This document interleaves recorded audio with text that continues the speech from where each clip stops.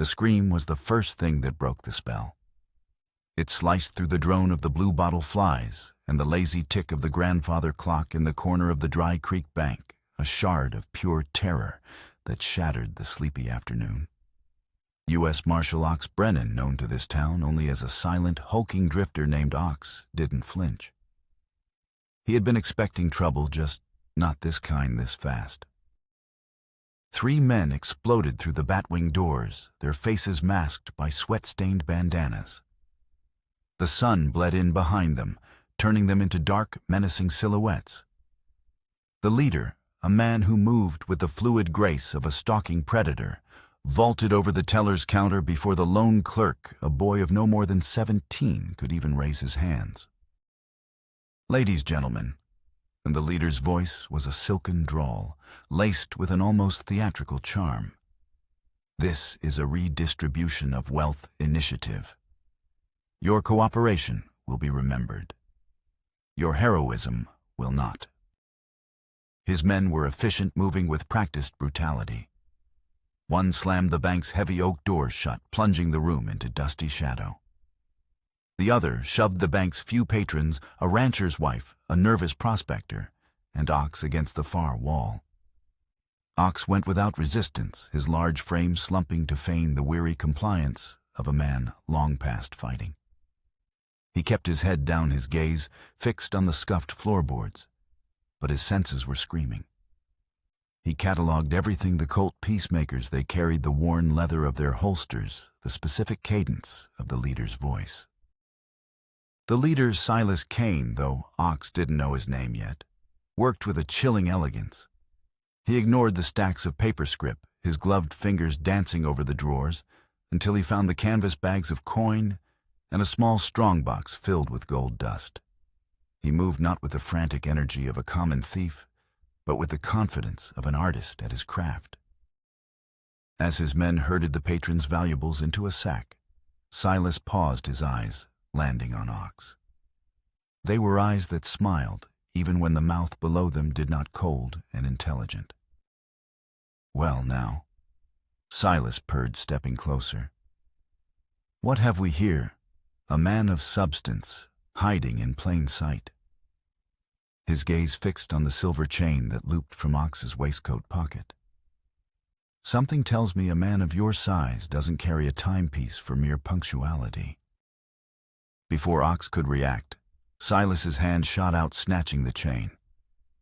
The silver pocket watch, heavy and smooth from a lifetime of handling, was ripped from its resting place. It was a violent personal violation that struck Ox harder than any physical blow. "Let's have a look," Silas mused, his thumb flicking the watch open. The air left Ox's lungs. Inside that watch, protected by the delicate glass, was a tiny sepia-toned photograph.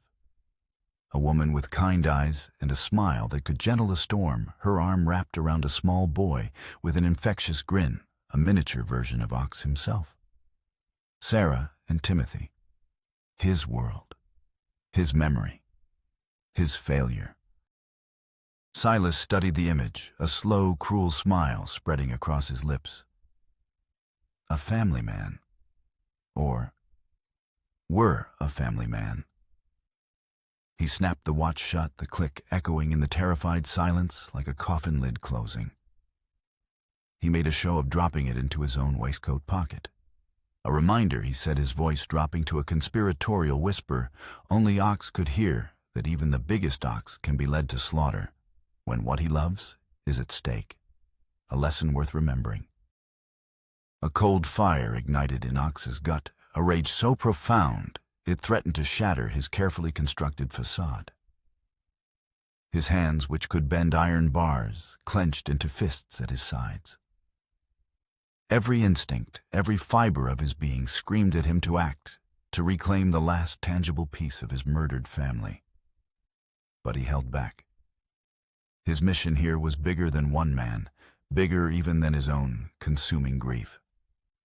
He was hunting a ghost, the architect of a vast criminal enterprise, and revealing himself now for a single object would be a fool's errand.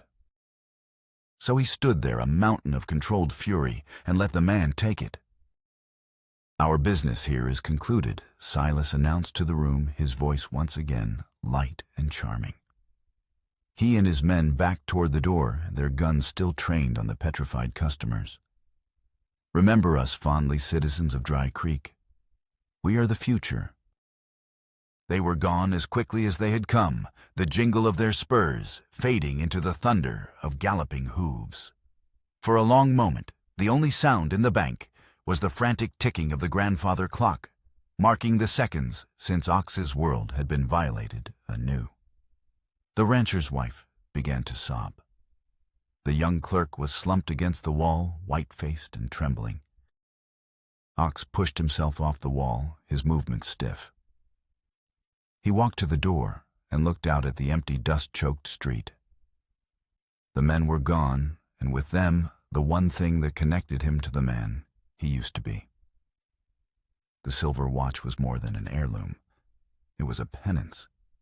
He had carried it for 3 years, a constant physical reminder of the day he had failed to protect the 2 people pictured inside. Now that reminder was gone, stolen by a man whose casual cruelty felt chillingly familiar. His mission had just become intensely, irrevocably personal. Dry Creek sat like a blister on the sun-scorched plains of the Montana Territory. Its buildings were skeletal, their paint stripped away by relentless winds that carried nothing but dust and the scent of broken dreams. The railroad had bypassed the town years ago, severing its lifeline and leaving it to wither. What remained was a populace of the stubborn, the desperate, and the forgotten. Into this bleak landscape, Ox had arrived 6 weeks prior, a man of immense size and even greater silence, ostensibly a drifter looking for odd work. In truth, he was Marshal Ox Brennan, on the trail of a sophisticated rustling operation that was bleeding the territory dry.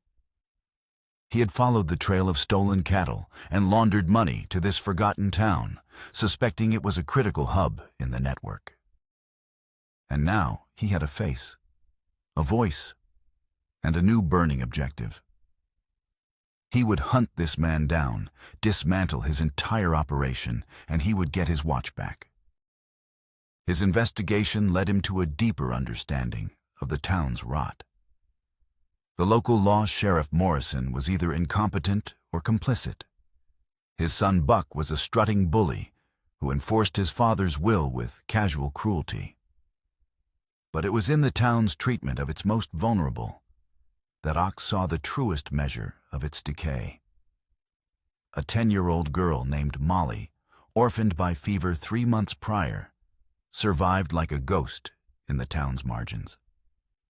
She was a scavenger living off scraps of food and shreds of dignity, her small resilient flame threatening to be extinguished by the townsfolk's casual indifference. Ox had seen her, had watched the small cruelty she endured daily, and in her fierce, lonely survival, he saw a faint echo of the son he had lost. He had told himself he couldn't get involved, that his mission was too important. But after the robbery, after Silas Kane's taunt, something inside him had shifted. Protecting the innocent was no longer an abstract principle of his job. It was a need, a way to fight back against the darkness that had taken his family, and now wore his wife's smile in its pocket.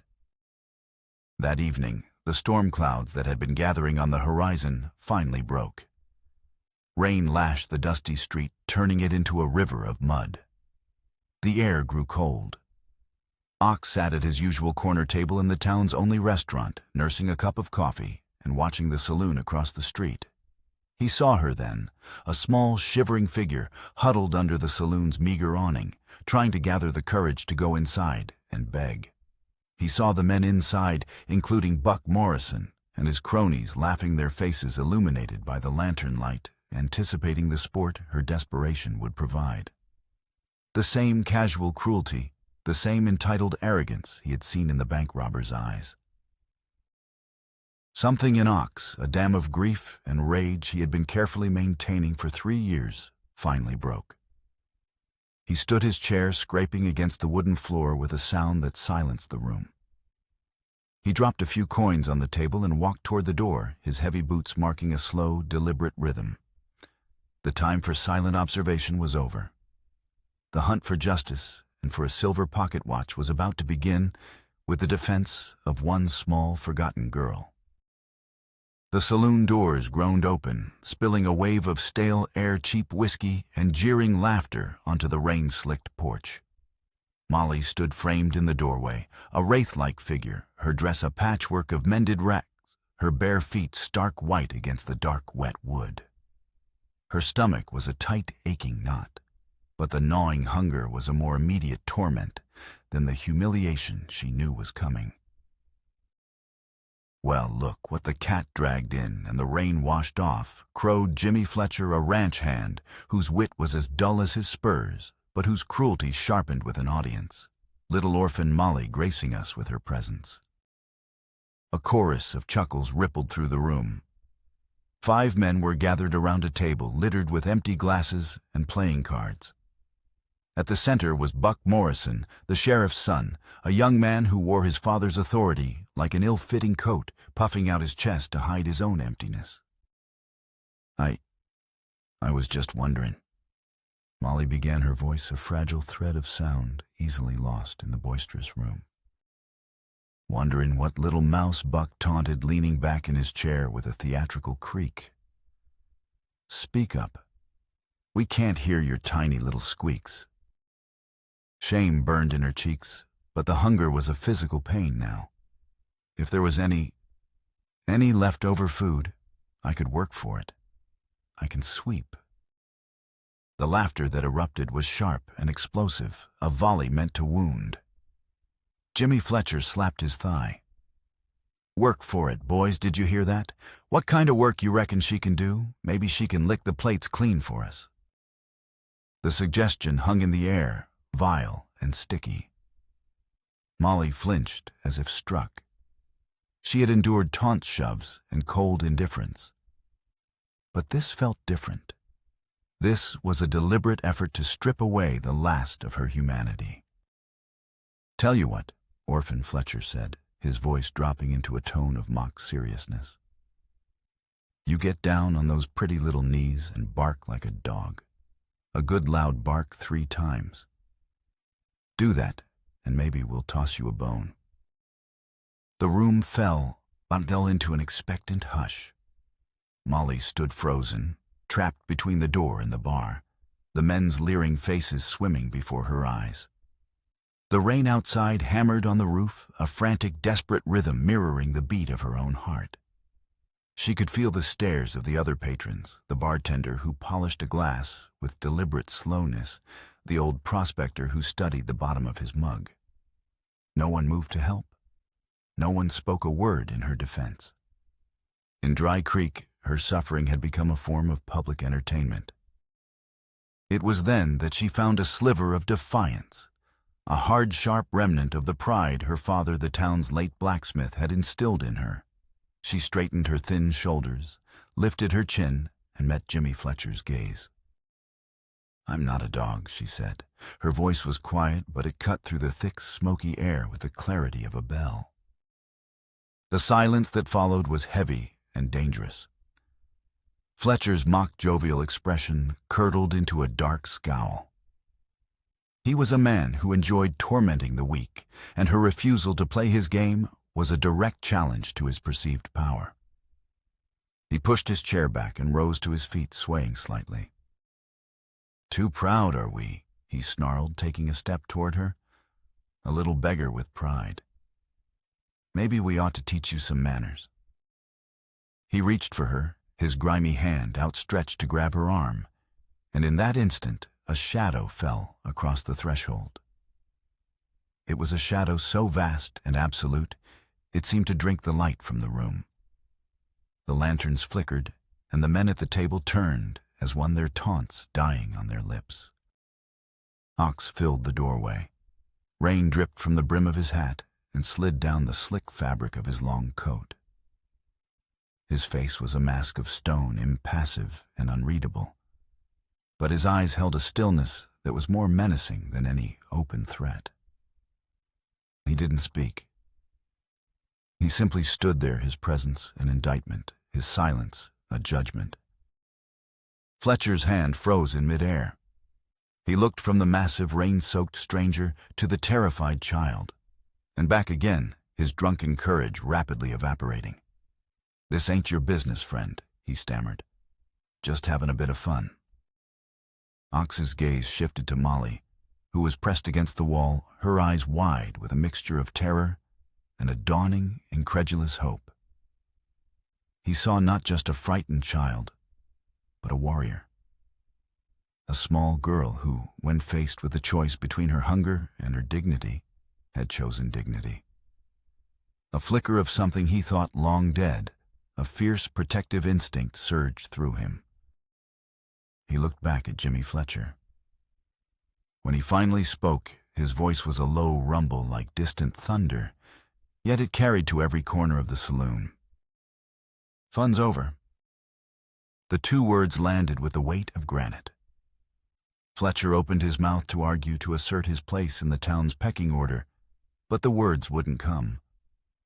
He saw something in Ox's eyes, not anger, but a cold, final certainty, and he took a half step back.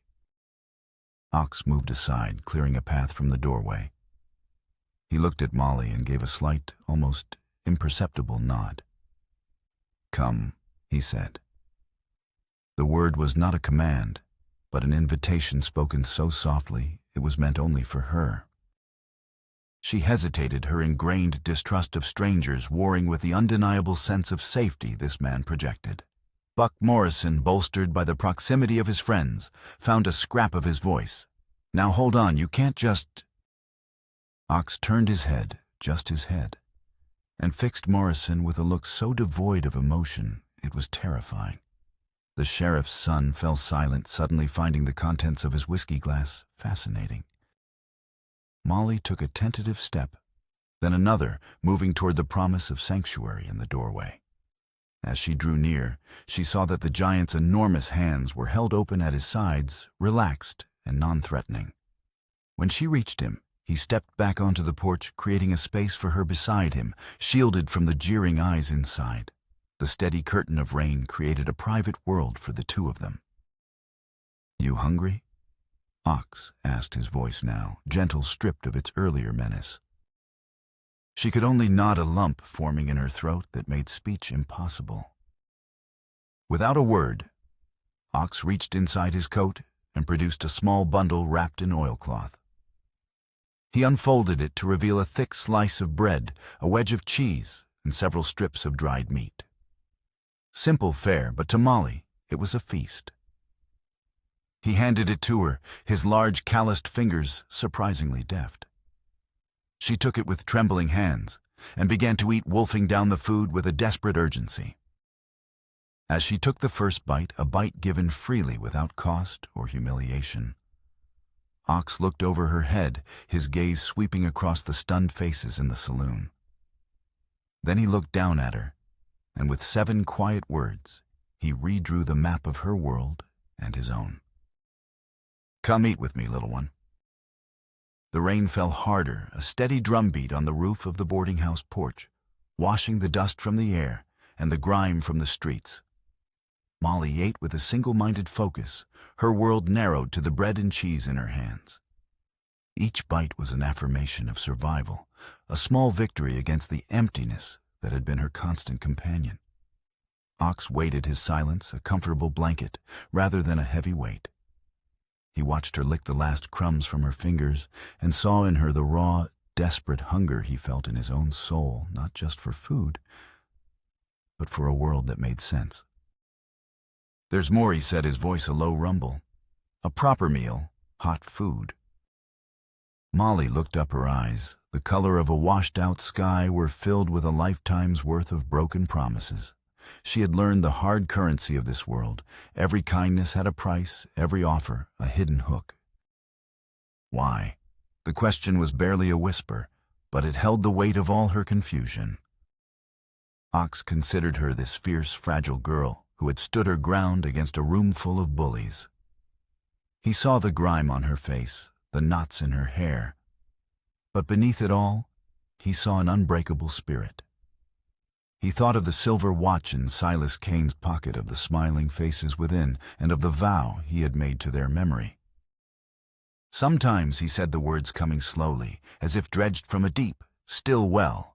A man gets hungry for more than food. Sometimes he gets hungry to do a thing that's right. It wasn't an answer she could parse with logic, but it resonated with a deeper truth. It was the honest confession of a wounded man, and it was enough. "Come on," he said, stepping off the porch into the steady rain.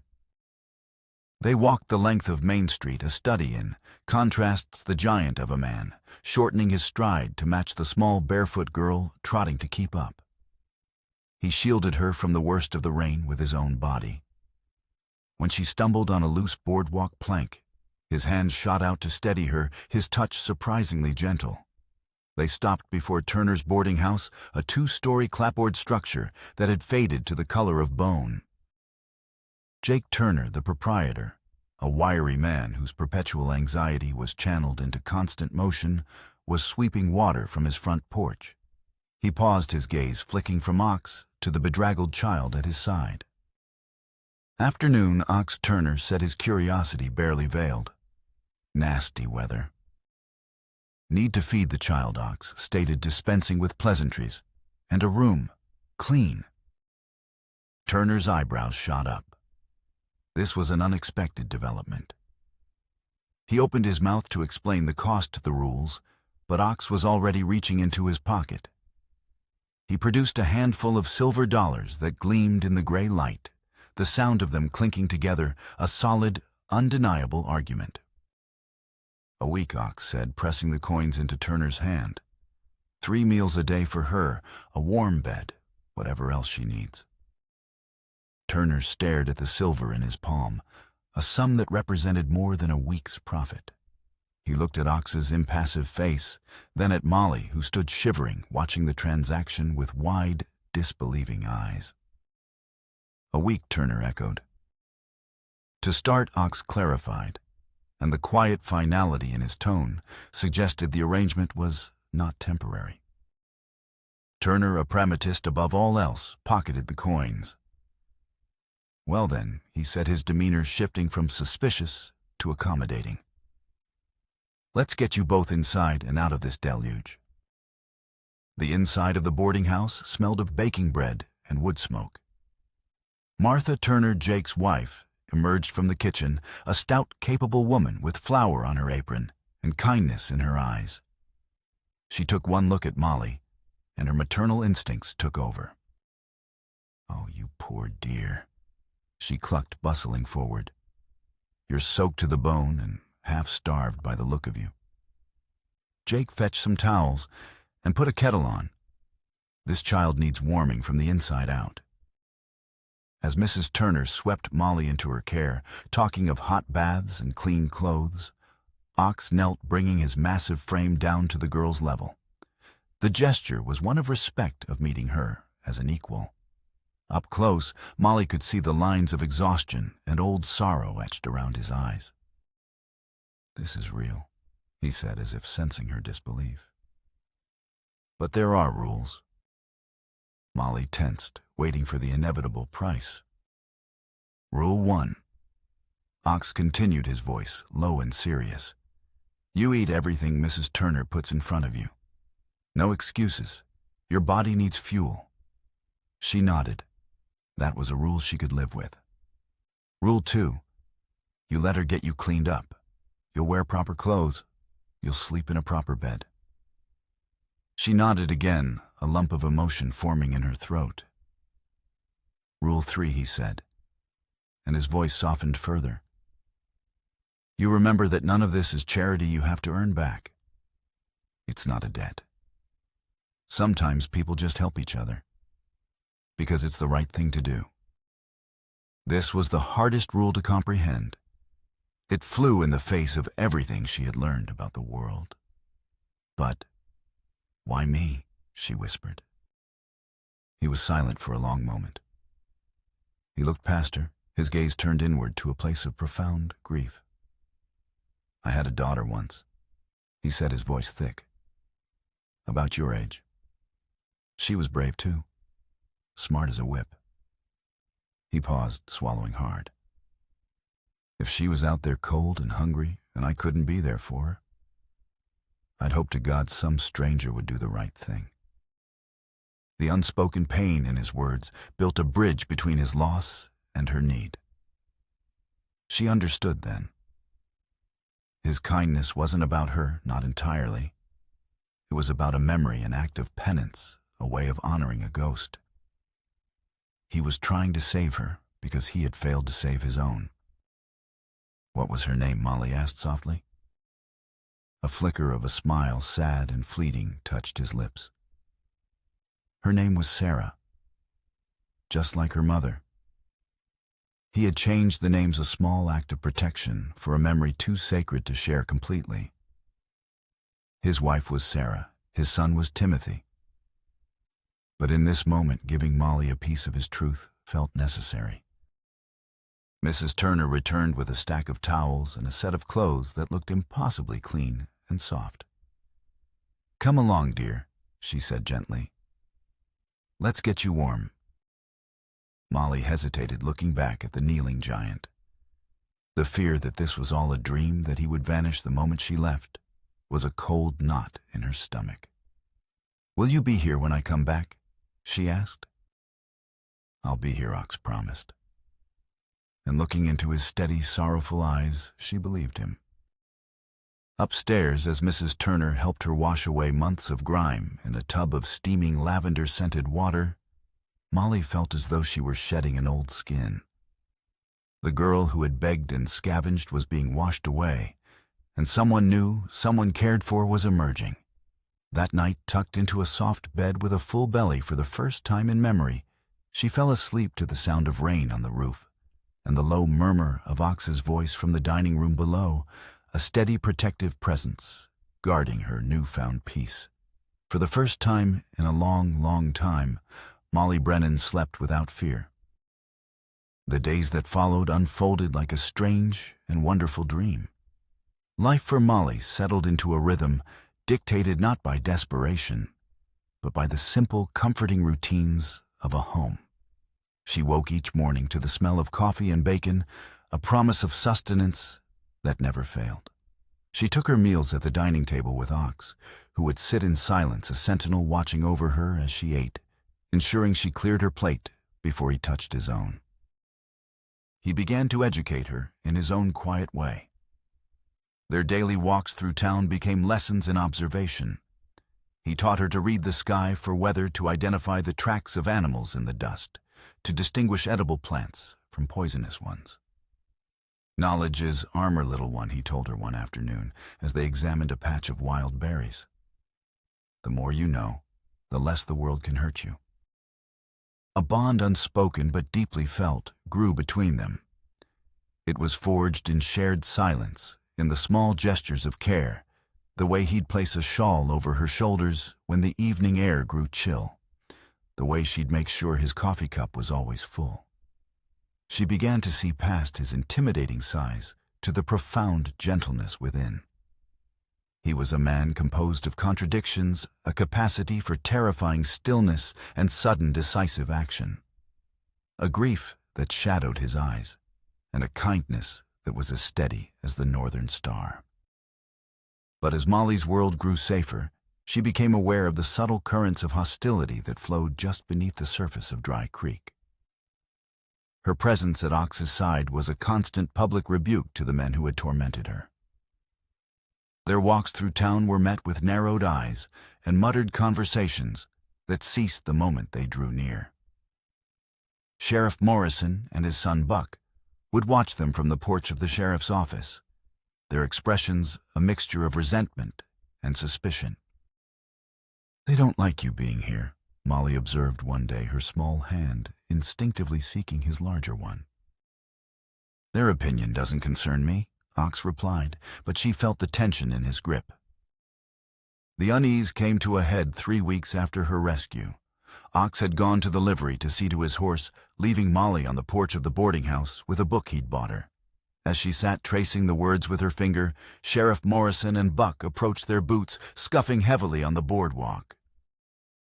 "Girl," the sheriff said, his voice attempting a tone of authority that didn't quite conceal its weakness.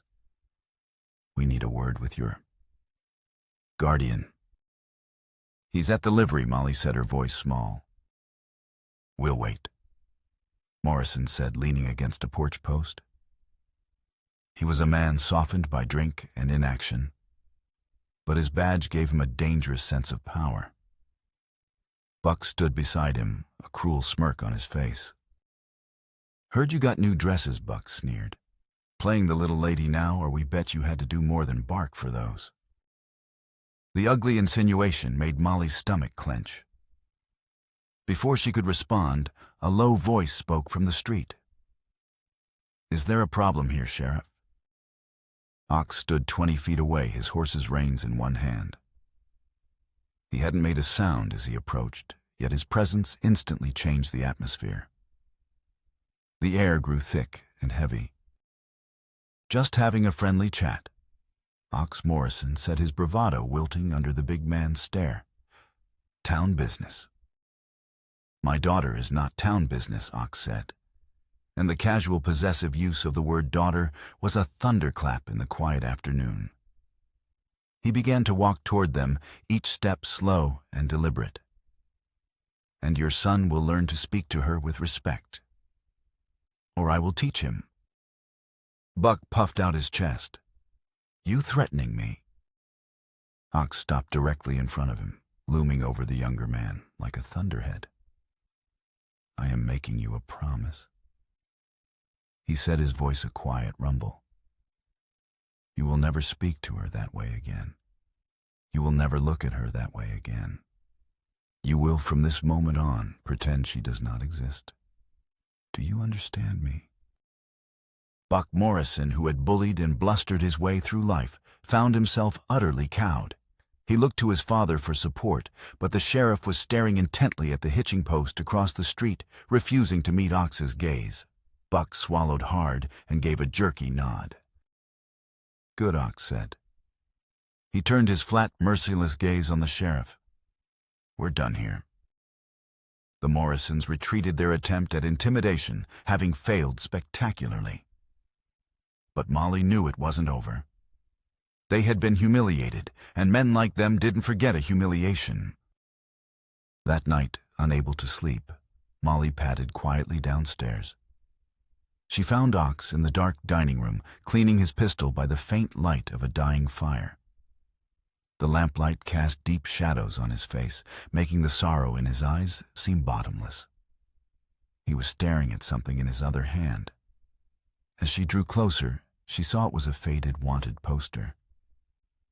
The sketch was of a younger man with smiling, cruel eyes and a familiar, charismatic swagger.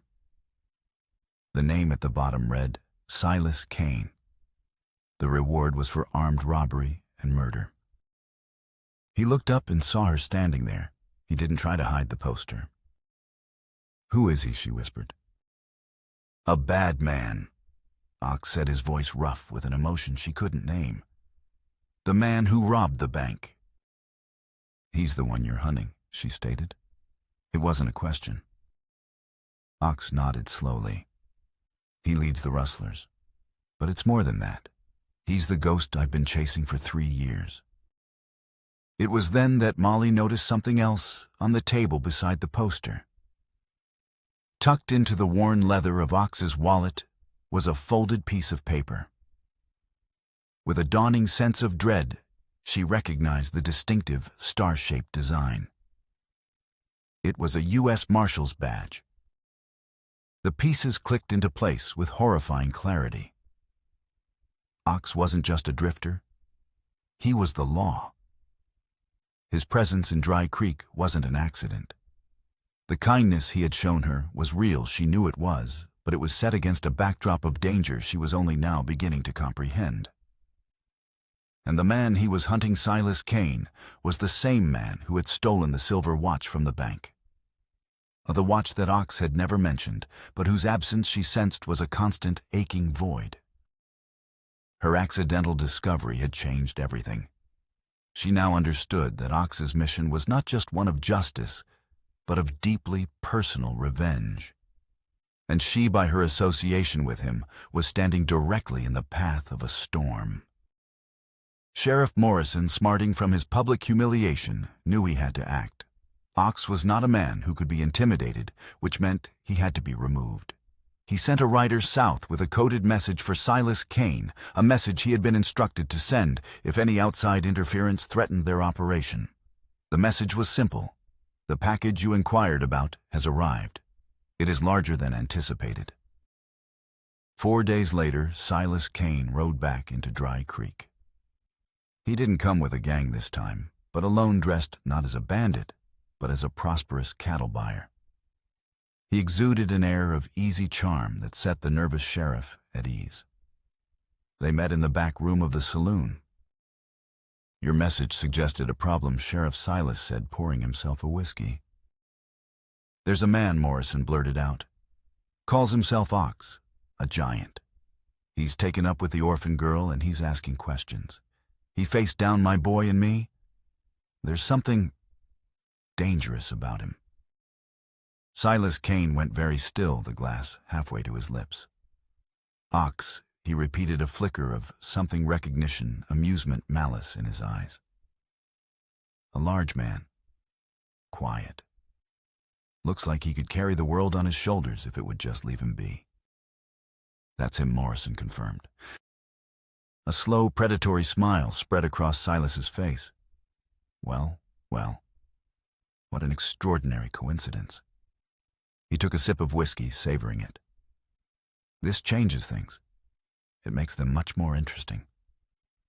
He looked at Morrison, his charming facade peeling back to reveal the cold predator beneath. "This man is a problem you cannot handle, Sheriff. But I can. All I need is the right bait." His eyes gleamed. "And I believe you just told me where to find it."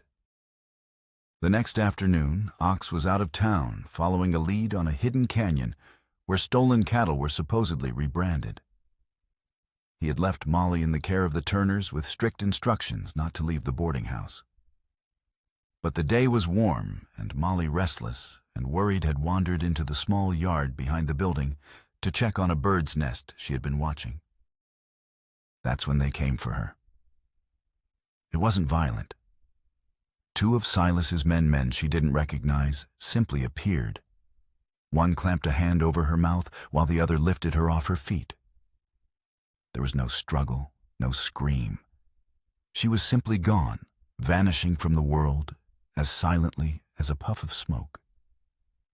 They left only one thing behind, a single perfect wildflower of the kind Ox had shown her grew only in the high meadows, placed carefully on the porch step where he would be sure to find it. A message, a challenge, an invitation to a trap. When Ox returned at dusk, the wrongness of the empty porch hit him like a physical blow. He saw the flower, and he knew. A cold, dread-filled certainty settled in his gut. He didn't need to ask the frantic Turners what had happened. He knew who had taken her, and he knew why. Silas Kane wasn't just a thief and a rustler. He was a man who understood the strategic value of love. He had found Ox's one vulnerability, the new fragile hope that had taken root in his desolate heart. And he was going to use it to destroy him. Inside his room, Ox strapped on his second pistol. He checked his rifle. He was no longer just a marshal hunting a criminal. He was a father going to war for his child. He found the note tucked under his door. The handwriting was elegant, almost poetic. Devil's Jaw Canyon. Sundown tomorrow. Come alone. Let's finish the conversation we started 3 years ago. Your timepiece is waiting. The final line was a signature of pure cruelty. The mention of the watch confirmed everything Ox had begun to suspect. This wasn't a random encounter. Silas Kane knew exactly who he was, and their history went back much further than a bank robbery in Dry Creek. It went back to a burning farmhouse, to the smell of gun smoke, and to the last time he had heard his wife and son's voices. The wind howled through Devil's Jaw Canyon, a mournful, shrieking thing that scoured the red rock and kicked up blinding sheets of dust. The sky was the color of a fresh bruise, a churning mass of gray and purple. A dust storm was coming, an apocalyptic fury of nature that would turn this already treacherous landscape into a hellish maze. It was the perfect setting for a final confrontation. Ox rode into the canyon's narrow entrance. His duster whipped tight around him, his hat pulled low. He moved not with haste, but with the grim patience of a man who had accepted his fate. He was walking into a trap, he knew that. But Molly was the bait, and there was no reality in which he would not walk into that trap. He found them in a small, natural amphitheater formed by towering stone pillars that clawed at the angry sky. Silas Kane stood beside a crackling fire, looking infuriatingly calm, a silhouette against the flames. Molly was there, tied to a stunted, wind-twisted juniper tree. She was gagged, her eyes wide with terror. But when she saw Ox, a flicker of fierce hope ignited in their depths. Two of Silas's men stood guard, rifles held at the ready. Brennan Silas called out his voice, carrying easily over the rising wind. Punctual as ever. A lawman's virtue, I suppose. Dismount, slowly. Ox swung down from his horse, his hands held high and open away from his weapons. He walked forward until he was 20 paces from the fire. The first thick waves of dust began to roll into the canyon, reducing visibility, muffling sound. "Let her go," Kane Ox said, his voice a low growl. "This is between you and me. It always has been." Silas laughed, a sound devoid of humor. "Oh, but she's the entire point, isn't she? A man's principles are one thing, but his heart. That's where the real leverage is. I learned that from you." He gestured to the watch chain hanging from his own waistcoat. "This little trinket, for instance. A man doesn't carry a photograph of his dead family unless he's trying to punish himself. You blame yourself for their deaths, don't you, Marshal? You lie awake at night, replaying every second, wondering what you could have done differently. Every word was a poisoned dart aimed with surgical precision. You were my partner, Silas Ox said the words tasting like ash. The fragmented memories, the sense of a betrayal he couldn't quite place, had coalesced on the ride to the canyon. Silas Kane, the charismatic young deputy he had trained, had trusted.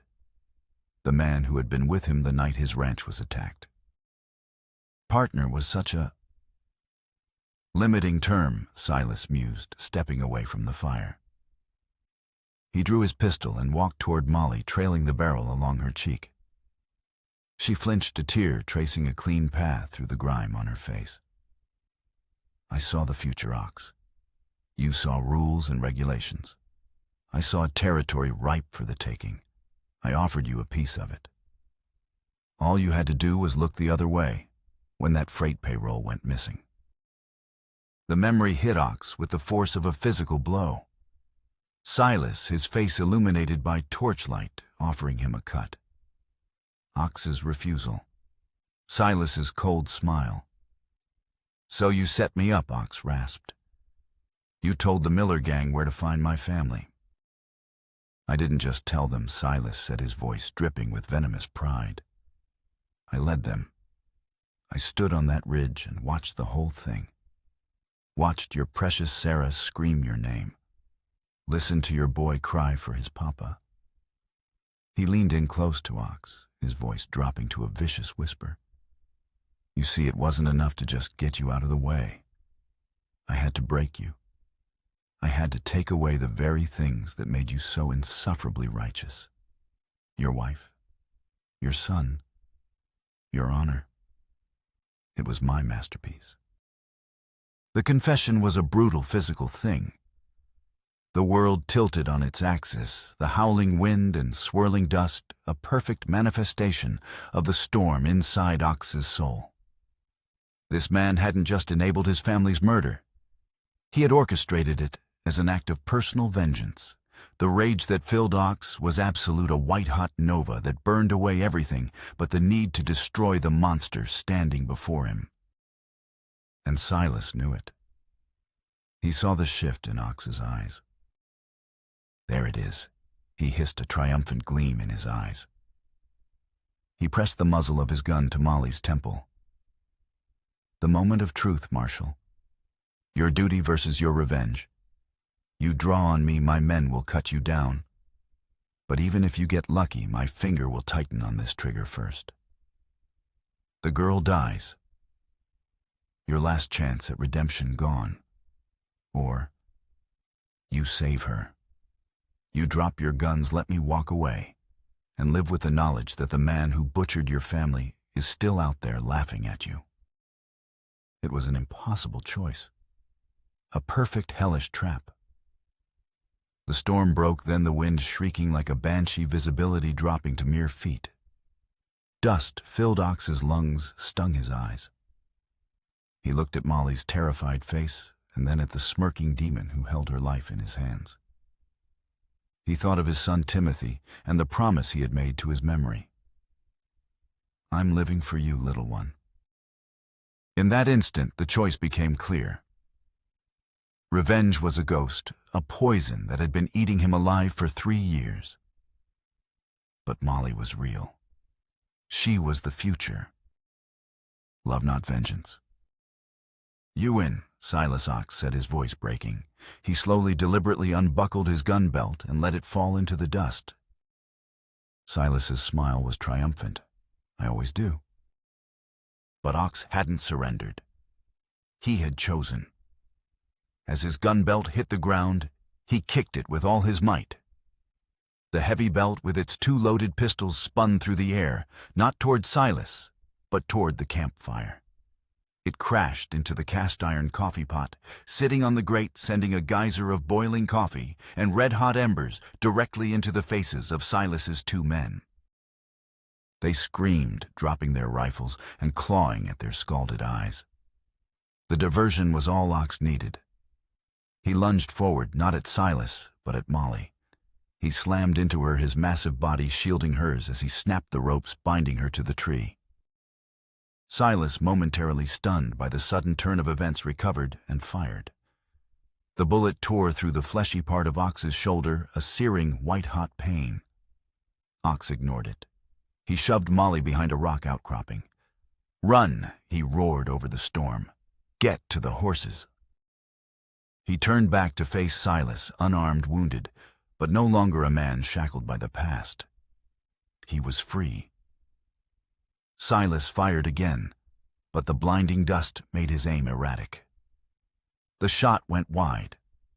Ox charged, a primal roar, tearing from his throat, closing the distance between them. The final battle was not one of guns, but of fists and fury. 2 men locked in a brutal, desperate struggle in the heart of a raging storm. It was a fight for justice, for redemption, and for the soul of a man who had finally chosen to live. The dust storm turned the canyon into a swirling vortex of chaos. Visibility was a ghost, shapes moving through a thick red haze. Ox and Silas were locked in a desperate, primitive struggle, their grunts and the sickening thud of their blows swallowed by the wind's shriek. Ox, fueled by 3 years of suppressed rage, fought with the strength of a grizzly. He landed a blow that sent Silas staggering back, the stolen pocket watch flying from his waistcoat and disappearing into the dust. At that moment, a new sound cut through the storm's howl, the thunder of approaching hooves. Through a momentary break in the dust, Ox saw riders pouring into the amphitheater. It wasn't the law. It was the town. Jake Turner was in the lead, a shotgun cradled in his arms, his face set with grim determination. Behind him were the blacksmith, the stable owner, and a half-dozen other men from Dry Creek, their faces grim, their hands holding rifles. Silas's 2 henchmen, still blinded and disoriented, were quickly subdued. Silas saw his advantage vanishing. He broke from Ox's grasp, scrambling for his dropped pistol. "Molly," Ox roared. "The gutter." It was a code, a desperate gamble based on a lesson he had taught her weeks ago. Always know your environment. Use what's there. Molly, who had been hesitating near the horses, understood. She didn't run. Instead, she scrambled up the loose scree of the canyon wall beside them. Above Silas's position was a precariously balanced rock ledge, weakened by years of wind and rain, a natural gutter ready to fall. With all her might, she shoved a large loose boulder at its base. The ledge gave way. A torrent of rock and shale cascaded down, not on Silas, but in front of him, cutting off his path to the gun. He was trapped weaponless, his escape route blocked by a wall of his own men, and his path forward blocked by an avalanche started by a 10-year-old girl. He turned to face Ox, his charming mask finally stripped away, leaving only the snarling, cornered animal beneath. "You should have died with them, Brennan," he screamed. Ox walked toward him, his wounded shoulder bleeding freely, his face a mask of grim finality. "The past is dead, Silas. You saw to that." He stopped a foot from his former partner. He didn't pull the trigger on the pistol he'd retrieved. Justice was for the law. This was for his soul. His fist shot out a single devastating blow that sent Silas Kane crashing unconscious to the canyon floor.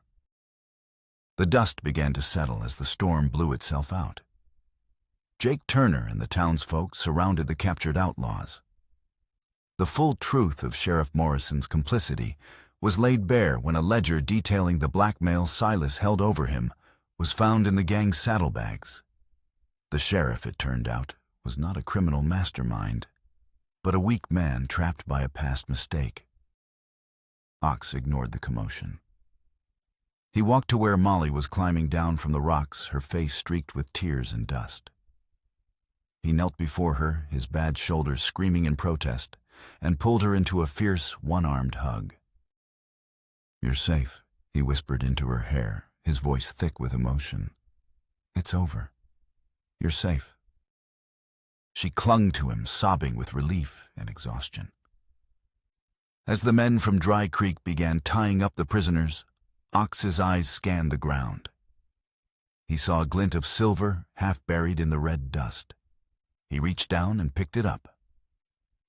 The pocket watch. It was dented and scratched, the glass shattered, but it was there. He flicked it open. The tiny photograph of his wife and son was still intact, their smiles looking out at him from across the years. He closed it and slipped it deep into his pocket. Not as a burden of guilt this time, but as a treasured memory. He had his past back, but he was no longer its prisoner. He had a future, and she was crying in his arms.